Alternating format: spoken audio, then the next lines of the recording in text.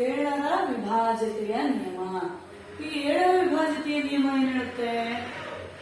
ಬಿಡಿ ಸ್ಥಾನದಲ್ಲಿರುವ ಅಂಕಿಯ 2 ಪಟ್ಟು ಮತ್ತು ಬಿಡಿ ಸ್ಥಾನವನ್ನುಳಿದ ಅಂಕಿಗಳಿಂದಾದ ಸಂಖ್ಯೆಗಳ ವ್ಯತ್ಯಾಸ 0 ಬಂದ್ರೆ ಅಥವಾ 7ರಿಂದ ಭಾಗ ಹೋಗುವಂತಿದ್ರೆ ಆ ಇಡೀ ಸಂಖ್ಯೆ 7ರಿಂದ ಭಾಗ ಹೋಗುತ್ತದೆ ಅಥವಾ 7ರಿಂದ ಭಾಗ ಹೋಗುವುದು ಅಂತ.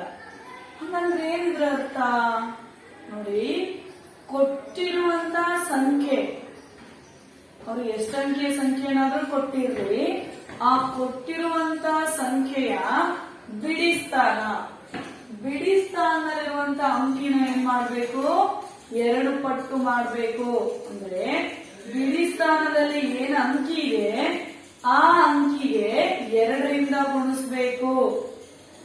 ಓಕೆ, ಇವಾಗ ಬಿಡಿ ಸ್ಥಾನವನ್ನ 2 ಪಟ್ಟು ಮಾಡಿದ್ವಿ, 2ರಿಂದ ಗುಣಿಸ್ಬಿಟ್ಟು ನಂತರ ಏನ್ ಮಾಡ್ಬೇಕಂತ ಹೇಳಿದರೆ, ಬಿಡಿ ಸ್ಥಾನವನ್ನುಳಿದ ಅಂದ್ರೆ ಬಿಡಿ ಸ್ಥಾನದಲ್ಲಿರುವಂತ ಅಂಕಿಯನ್ನು ಬಿಟ್ಟು ಇನ್ನೇನು ಅಂಕಿಗಳಲ್ಲಿ ಉಳಿದಿವೆ ಅಂದ್ರೆ ಬಿಡಿ ಸ್ಥಾನವನ್ನು ಬಿಟ್ಟು ನಂತರ 10ರ ಸ್ಥಾನ 100ರ ಸ್ಥಾನ ಹೀಗೆ ಅಲ್ಲಿರುವಂತ ಅಂಕಿಗಳಿಂದ ಯಾವ ಸಂಖ್ಯೆ ಉಂಟಾಗುತ್ತೆ ಅಲ್ಲಿ ಉಂಟಾಗಿರ್ತಕ್ಕಂಥ ಸಂಖ್ಯೆಗಳ ವ್ಯತ್ಯಾಸ ಮಾಡಬೇಕು. ಅಂದ್ರೆ ಬಿಡಿ ಸ್ಥಾನವನ್ನು ಬಿಟ್ಟು ಇನ್ನುಳಿದಂತಹ ಸಂಖ್ಯೆಗಳಿಗೆ ಆ ಬಿಡಿ ಸ್ಥಾನವನ್ನ 2 ಪಟ್ಟು ಮಾಡಿದಾಗ ನಮ್ಗೇನು ಗುಣಲಬ್ಧ ಬಂದಿರುತ್ತೆ ಅದನ್ನ ಇದರಿಂದ ಮೈನಸ್ ಮಾಡ್ಬೇಕು. ಮೈನಸ್ ಮಾಡಿದಾಗ 0 ಬಂದ್ರೆ ಅವುಗಳ ವ್ಯತ್ಯಾಸ 0 ಬಂದ್ರೆ ಆ ಇಡೀ ಸಂಖ್ಯೆನೂ 7ರಿಂದ ಭಾಗ ಹೋಗುತ್ತೆ.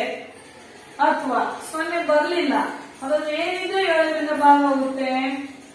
ಅಥವಾ 7ರಿಂದ ಭಾಗ ಹೋಗುವಂತಿದ್ರೆ ಅಂದ್ರೆ ಅವುಗಳ ವ್ಯತ್ಯಾಸ 0 ಬರ್ದೇನೆ 7ರಿಂದ ಭಾಗ ಹೋಗುವಂತ ಸಂಖ್ಯೆ ಬಂತು ಅಂದ್ರೂ ಕೂಡ ಆ ಇಡೀ ಸಂಖ್ಯೆ 7ರಿಂದ ಪೂರ್ಣವಾಗಿ ಭಾಗ ಹೋಗುತ್ತೆ. ಓಕೆ, ಒಂದ್ ವೇಳೆ ಅದು 0ನೂ ಬರ್ಲಿಲ್ಲ, ವ್ಯತ್ಯಾಸ 0ನೂ ಬರ್ಲಿಲ್ಲ, 7ರಿಂದ ಭಾಗ ಹೋಗುವಂತ ಸಂಖ್ಯೆನೂ ಬರ್ಲಿಲ್ಲ ಅಂದ್ರೆ ಆ ಇಡೀ ಸಂಖ್ಯೆ 7ರಿಂದ ಭಾಗ ಹೋಗೋದಿಲ್ಲ, ಅಂದ್ರೆ ಪೂರ್ಣವಾಗಿ ಭಾಗ ಹೋಗೋದಿಲ್ಲ. ಅರ್ಥ ಆಯ್ತಾ? ಈಗ ಉದಾಹರಣೆ ನೋಡ್ತಾ ಬರೋಣ. ಮೊದಲನೆಯ ಉದಾಹರಣೆ 574. ಓಕೆ, ನೋಡಿ 574 ನಾ ನಿಯಮದ ಅನುಸಾರ ಹೋಗೋಣ. ಈ 574 ಅನ್ನುವಂತ ಸಂಖ್ಯೆಯ ಬಿಡಿ ಸ್ಥಾನದಲ್ಲಿರುವ ಅಂಕಿ ಯಾವುದು? 4. ಬಿಡಿ ಸ್ಥಾನದಲ್ಲಿರುವಂತ ಅಂಕಿ 4. ಈ ಬಿಡಿ ಸ್ಥಾನದಲ್ಲಿರುವ ಅಂಕಿಯ 2 ಪಟ್ಟು ಮಾಡು ಅಂತ ಹೇಳಿದವರು. ಅಂದ್ರೆ ಇಲ್ಲಿ 4 ಇದೆ, 4ರ 2 ಪಟ್ಟು 2 4 ಅಂದ್ರೆ 4ನ 2ರಿಂದ ಗುಣಿಸ್ಬೇಕು. 2 4 8 ಆಯ್ತು. ನಂತರ ಏನ್ ಹೇಳಿದ್ದಾರೆ? ಬಿಡಿ ಸ್ಥಾನವನ್ನು ಬಿಟ್ಟು ಇನ್ನುಳಿದ ಸಂಖ್ಯೆ 574ರಲ್ಲಿ 4 ಅನ್ನುವಂತ ಸಂಖ್ಯೆಯನ್ನು ಬಿಟ್ಬಿಟ್ರೆ ಏನಿದೆ 57 ಅನ್ನುವಂತಹ ಸಂಖ್ಯೆ ಸಿಗುತ್ತೆ ನನಗೆ. ಹೌದಾ? ಬಿಡಿ ಸ್ಥಾನವನ್ನು ಬಿಟ್ಟು ಉಳಿದಿರ್ತಕ್ಕಂತ ಅಂಕಿಯಿಂದ ಸಂಖ್ಯೆ ಏನಾಯ್ತು? 57 ಆಯ್ತು. ಈಗ ಏನ್ ಮಾಡ್ಬೇಕು? ಅವುಗಳ ವ್ಯತ್ಯಾಸ ಯಾವ? ಬಿಡಿ ಸ್ಥಾನವನ್ನು ಬಿಟ್ಟು ಉಳಿದಿರುವಂತ ಸಂಖ್ಯೆ ಮತ್ತು ಬಿಡಿ ಸ್ಥಾನವನ್ನ 2 ಪಟ್ಟು ಮಾಡಿದಾಗ ಸಿಕ್ಕಿರುವಂತ ಸಂಖ್ಯೆ. ನೋಡಿ 57ರಲ್ಲಿ 2 ಪಟ್ಟು ಮಾಡಿರುವಂತದನ್ನ ಕಳಿಬೇಕು. ಇಲ್ಲ 8 ಬಂದಿದೆ, ಬಿಡಿ ಸ್ಥಾನವನ್ನ 2 ಪಟ್ಟು ಮಾಡಿದಾಗ 57ರಲ್ಲಿ 8ಅನ್ನ ಮೈನಸ್ ಮಾಡಿ. 57ರಲ್ಲಿ 8 ಹೋಯ್ತು ಅಂದ್ರೆ ಏನ್ ಸಿಗುತ್ತೆ ನಮ್ಗೆ ಉತ್ತರ? 49. ಈ 49 ಅನ್ನೋದು 7ರಿಂದ ಪೂರ್ಣವಾಗಿ ಭಾಗ ಹೋಗುತ್ತಾ? ಹೋಗುತ್ತೆ. 7 49 ಅಂದ್ರೆ ಇದು ಪೂರ್ಣವಾಗಿ 7ರಿಂದ ಭಾಗ ಹೋಯ್ತು. ಈ ವ್ಯತ್ಯಾಸ 7ರಿಂದ ಪೂರ್ಣವಾಗಿ ಭಾಗ ಹೋಯ್ತು ಅಂದ್ರೆ ಅರ್ಥ ಏನು? ಈ 574 ಅನ್ನುವಂತ ಸಂಖ್ಯೆಯನ್ನು ಕೂಡ 7ರಿಂದ ಭಾಗ ಹೋಗುತ್ತೆ, ಅಂದ್ರೆ ಪೂರ್ಣವಾಗಿ ಭಾಗ ಹೋಗುತ್ತೆ ಅಂತ. ಓಕೆ, ಅರ್ಥ ಆಯ್ತು ನೋಡಿ. ಎರಡನೆಯ ಉದಾಹರಣೆ 189. ಈ 189 ಅನ್ನುವಂತ ಸಂಖ್ಯೆಯ ಬಿಡಿ ಸ್ಥಾನದಲ್ಲಿರುವ ಅಂಕಿ ಯಾವುದು? 9. ಹೌದಾ? ಇವಾಗ 9ರ 2 ಪಟ್ಟು ಮಾಡಿದಾಗ ಏನ್ ಬರುತ್ತೆ? 2 ಇಂಟು 9, 2 9 18 ಅಥವಾ 9 2 18, 2 ಉತ್ತರ ಸೇಮ್ ಬರುತ್ತೆ. ಓಕೆ, ಈಗ ಬಿಡಿ ಸ್ಥಾನವನ್ನ 2 ಪಟ್ಟಿ ಮಾಡಾಯ್ತು. ನಂತರ ಬಿಡಿ ಸ್ಥಾನವನ್ನು ಬಿಟ್ಟು ಇನ್ನುಳಿದ ಅಂಕಿಯಿಂದ ಉಂಟಾದ ಸಂಖ್ಯೆ ಯಾವುದು? 18. ನೋಡಿ, ಬಿಡಿ ಸ್ಥಾನವನ್ನು ಬಿಟ್ಟು ಇನ್ನುಳಿದ ಉಂಟಾಗಿರ್ತಕ್ಕಂಥ ಸಂಖ್ಯೆ ಏನ್ ಬಂತು? 18 ಬಂತು. ಇವಾಗ ವ್ಯತ್ಯಾಸ ಮಾಡಬೇಕು. ಏನೇನು ವ್ಯತ್ಯಾಸ ಮಾಡಬೇಕು?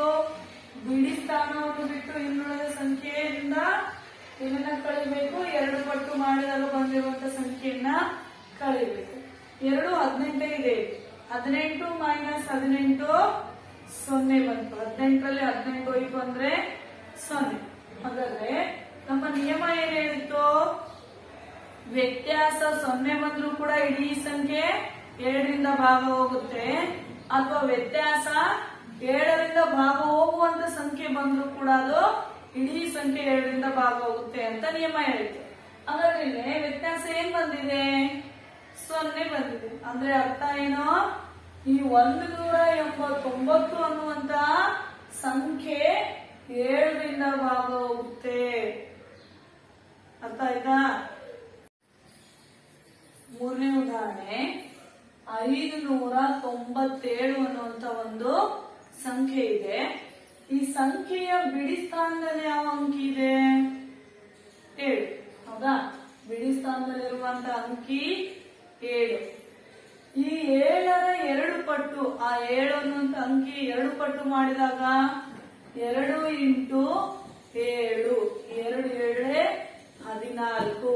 ಅಂದ್ರೆ ಆ ಬಿಡಿ ಸ್ಥಾನದ ಅಂಕಿಯ 2 ಪಟ್ಟು ಏನಾಯ್ತು? ನಮ್ಗಿಲ್ಲಿ 14 ಆಯ್ತು. ಬಿಡಿ ಸ್ಥಾನವನ್ನು ಬಿಟ್ಟು ಇನ್ನುಳಿದ ಸಂಖ್ಯೆ, ಅಂದ್ರೆ ಬಿಡಿ ಸ್ಥಾನವನ್ನು ಬಿಟ್ಟು ಉಳಿದಂತ ಸ್ಥಾನದಲ್ಲಿಂದ ಉಂಟಾದ ಸಂಖ್ಯೆ ಏನಿದು? 59. ಹೌದಾ? ನೋಡಿ, ಬಿಡಿ ಸ್ಥಾನ ಬಿಟ್ಟು ಉಳಿದ ಅಂಕಿಗಳಿಂದ ಆದ ಸಂಖ್ಯೆ ಯಾವುದು? 59. ನೋಡಿ, ಇವಾಗ ಈ 59 ಮತ್ತು 14ರ ವ್ಯತ್ಯಾಸ ಮಾಡೋಣ. ವ್ಯತ್ಯಾಸ 59 ಮೈನಸ್ 14. 59ರಲ್ಲಿ 14ನ ಮೈನಸ್ ಮಾಡಿದ್ರೆ ನಿಮ್ಗೆ ಏನು ಉತ್ತರ ಸಿಗುತ್ತೆ?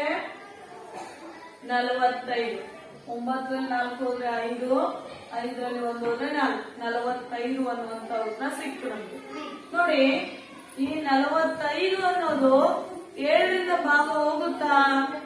7 ಮಧ್ಯೆಯಲ್ಲಿ 45 ಇದೆಯಾ? ನೋಡಿ, ಇಲ್ಲ. 7 5 35, 7 6 42, 7 7 49 ಇದೆ. 42 ಇದೆ, ಆದ್ರೆ 45 ಇಲ್ಲ. 45 ಅನ್ನೋದು 7 ಮಧ್ಯೆಯಲ್ಲಿ ಇಲ್ಲ ಅಂದ್ರೆ ಏನರ್ಥ? 45 ಅನ್ನುವಂತ ಸಂಖ್ಯೆ 7ರಿಂದ ಪೂರ್ಣವಾಗಿ ಭಾಗ ಹೋಗೋದಿಲ್ಲ. 45 7ರಿಂದ ಭಾಗ ಹೋಗೋದಿಲ್ಲ. ಈ ವ್ಯತ್ಯಾಸದಿಂದ ಬಂದಿರತಕ್ಕಂಥ ಸಂಖ್ಯೆ 7ರಿಂದ ಭಾಗ ಹೋಗ್ಲಿಲ್ಲ ಅಂದ್ರೆ ಏನರ್ಥ? ಈ 597 ಅನ್ನುವಂತ ಸಂಖ್ಯೆನೂ ಕೂಡ 7ರಿಂದ ಭಾಗ ಹೋಗೋದಿಲ್ಲ. ಅರ್ಥ ಆಯ್ತಾ? ನೋಡಿ, 7ರ ವಿಭಾಜ್ಯತೆಯ ನಿಯಮ ಏನ್ ಹೇಳಿದೆ?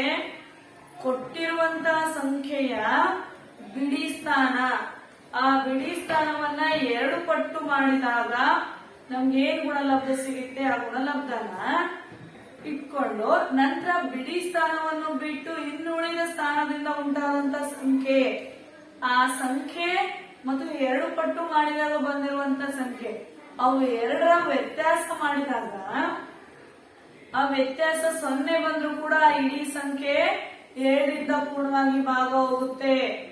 ಓಕೆ, ಒಂದ್ ವೇಳೆ ಆ ವ್ಯತ್ಯಾಸ 0 ಬರ್ದೆ 7ರಿಂದ ಭಾಗ ಹೋಗುವಂತ ಸಂಖ್ಯೆ ಬಂದ್ರೂ ಕೂಡ ಆ ಇಡೀ ಸಂಖ್ಯೆ 2ರಿಂದ ಭಾಗ ಹೋಗುತ್ತೆ. ಆದ್ರೆ ಆ ವ್ಯತ್ಯಾಸ 0ನೂ ಬರ್ದೆ 7ರಿಂದ ಭಾಗ ಹೋಗುವಂತ ಸಂಖ್ಯೆನೂ ಬರ್ದೆ ಬೇರೆ ಸಂಖ್ಯೆ ಬಂದ್ರೆ ಆ ಇಡೀ ಸಂಖ್ಯೆ 7ರಿಂದ ಪೂರ್ಣವಾಗಿ ಭಾಗ ಹೋಗೋದಿಲ್ಲ. ಅರ್ಥ ಆಯ್ತಾ? 8ರ ವಿಭಾಜ್ಯತೆಯ ನಿಯಮ. ಈ 8ರ ವಿಭಾಜ್ಯತೆಯ ನಿಯಮ ಏನ್ ಹೇಳುತ್ತೆ?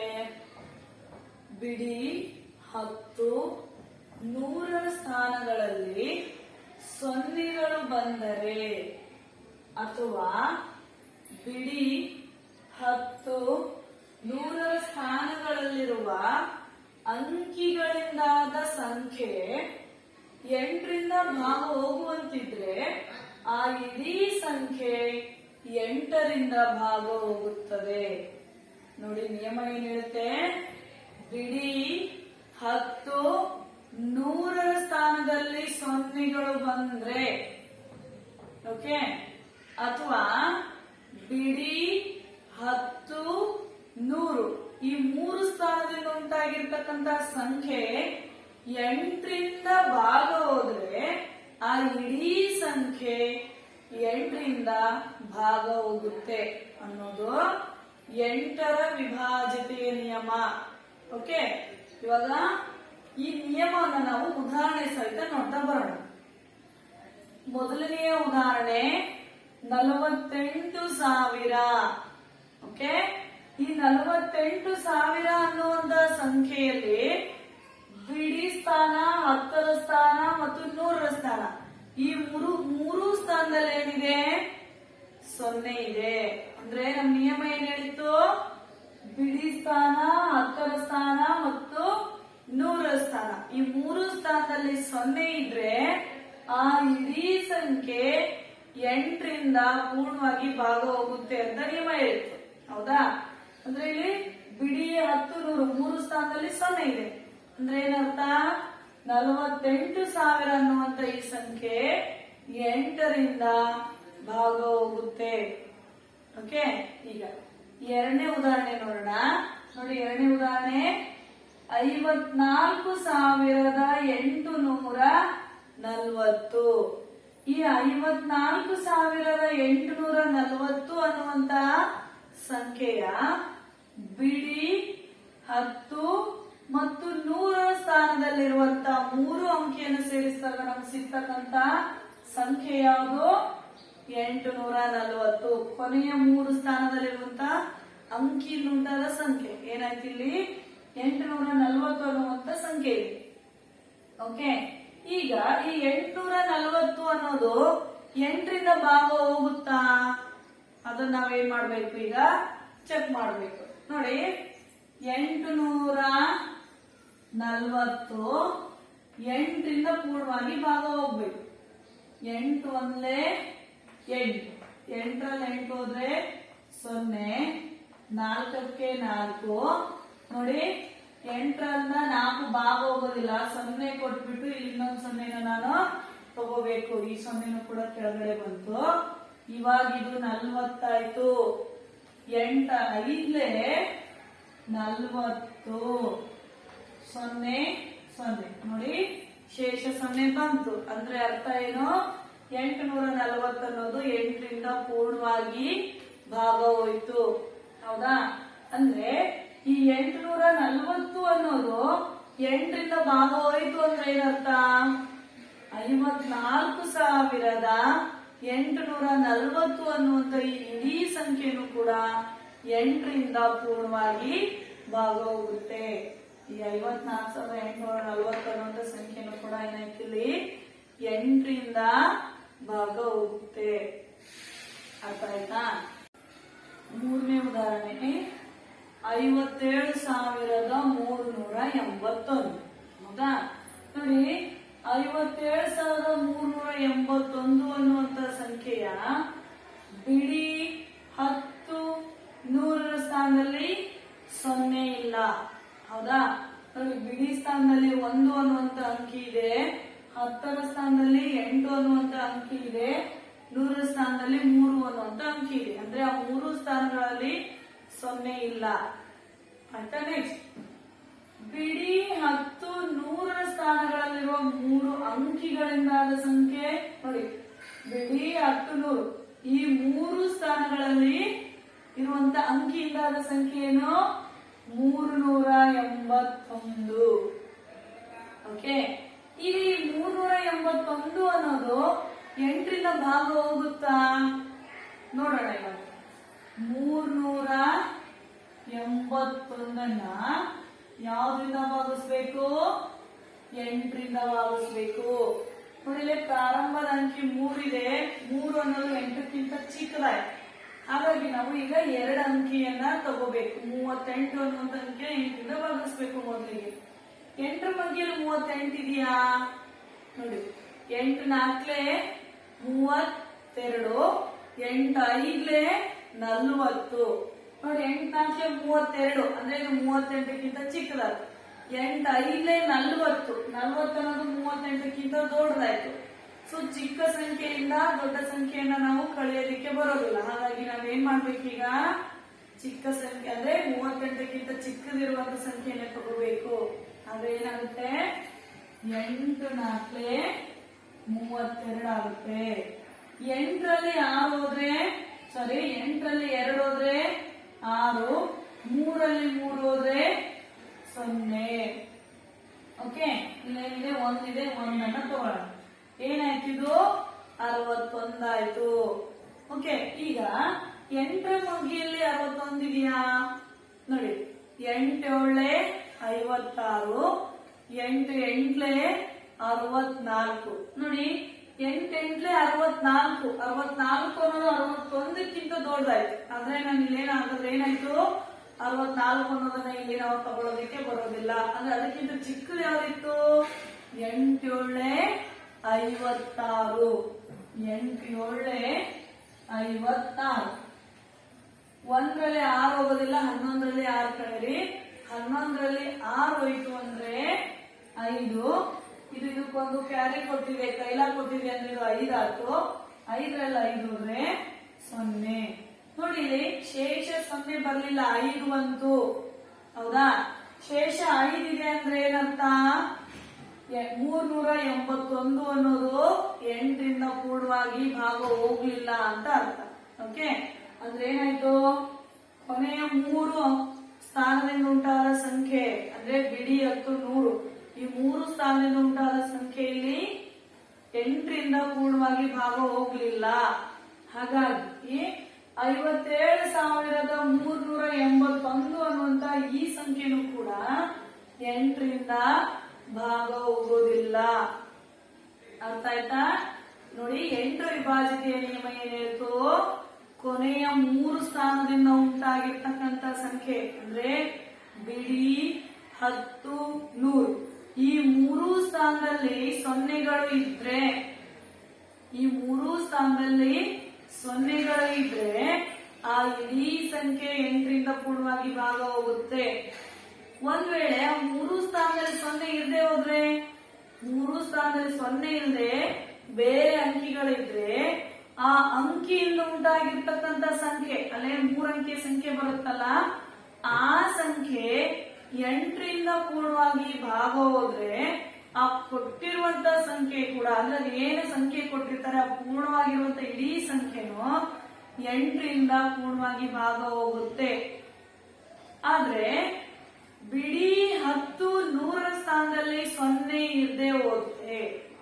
ಓಕೆ, ಬಿಡಿ 10 100 ಈ 3 ಸ್ಥಾನದಲ್ಲಿ 0 ಇಲ್ಲದೆ ಹೋದ್ರೆ ಮತ್ತು 3 ಸ್ಥಾನದಿಂದ ಉಂಟಾಗಿರ್ತಕ್ಕಂಥ ಸಂಖ್ಯೆ 8ರಿಂದ ಪೂರ್ಣವಾಗಿ ಭಾಗ ಹೋಗದೆ ಹೋದ್ರೆ ಆ ಇಡೀ ಸಂಖ್ಯೆನೂ ಕೂಡ 8ರಿಂದ ಭಾಗ ಹೋಗೋದಿಲ್ಲ ಅನ್ನೋದು 8ರ ವಿಭಾಜ್ಯತೆಯ ನಿಯಮ.